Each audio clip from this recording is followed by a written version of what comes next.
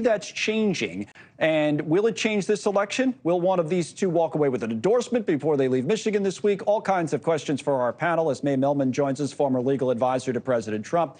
Democratic strategist Kurt Bardella is with us as well. Thanks to you both. May, you can go first on this and pick up on the conversation. Had it with Governor Walker and others about whether there's some changes in union politics and who gets their support. What do you think? So the UAW president certainly is no Trump supporter. I heard him in an interview asked about, what do you think about Biden coming? Oh, I think it's great. What do you think about Trump coming? And he said, I think he should be more concerned about his legal trouble. So I think that shows you the culture of the union. It's not really ready to go to any Republican, even if it is President Trump, who really has made it a central feature of his policy to bring manufacturing jobs back, including by putting pretty onerous tariffs on. So, I think President Trump has done about all a Republican can do to try and court union voters. Just culturally, though, it seems like he's got too many headwinds. All right, you brought up the president of the union, Shawn Fain, of the UAW. So since you did that, let me play at least part of what he said. May not be directly what you're referring to, but he's made a number of comments on this subject, and then Kurt can respond. Here he is. Take a listen. We know the president will do right by the working class, and when we do right by the working class, you can leave the rest to us because we're going to take care of this business. All right, Kurt, sounds like this president still has the support of the UAW, but to May's point and to the point others have made this hour is that leadership versus rank and file. What do you think?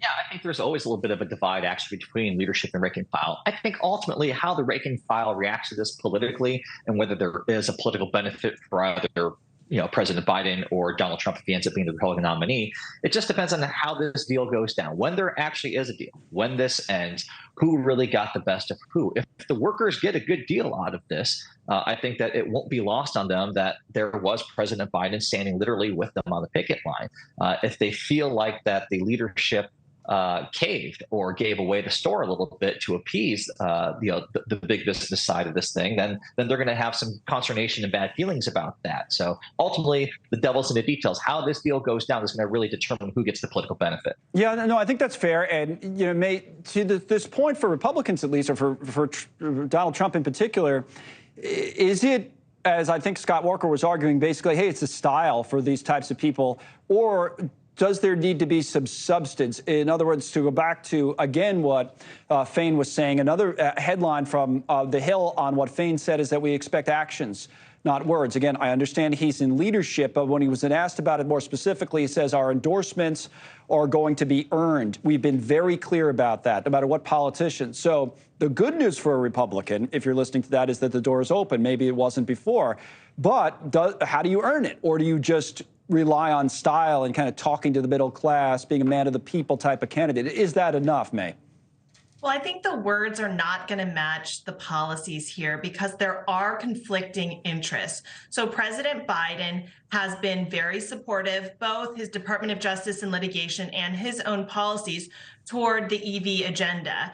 EVs are union unfriendly. They're very expensive for car companies to make. They don't make a profit. And so some of that requires your labor being affordable, whether that means moving to certain states, capping costs, et cetera. So Biden can't have it both ways. And he can try and message and he can try and say it. But if the union wants to say this is the most union-friendly president of all time, I really do think that that means what have you taken, if anything, from your EV push? And if the answer is nothing, I don't know if he's that union. I think you're onto something there that brings up a kind of a larger point, Kurt, for the president and the challenge he has, because I think what May's saying, and our reporter who's traveling with President Biden today, Kelly Meyer, pointed this out earlier in the hour as well. There's kind of a fine line, because if you're the sitting president, right, and the unions had put you in this position, which I'm sure is what Joe Biden thinks, that whether it was in the Senate or to the White House, that they have been a core constituency of his. Yes, certainly you want to support their cause,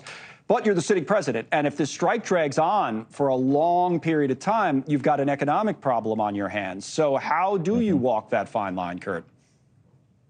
Well, I do think that the longer that this goes, the more political perilous it gets for President Biden. That's why I think him showing up today could have an impact if this paves the way for a resolution within a short amount of time.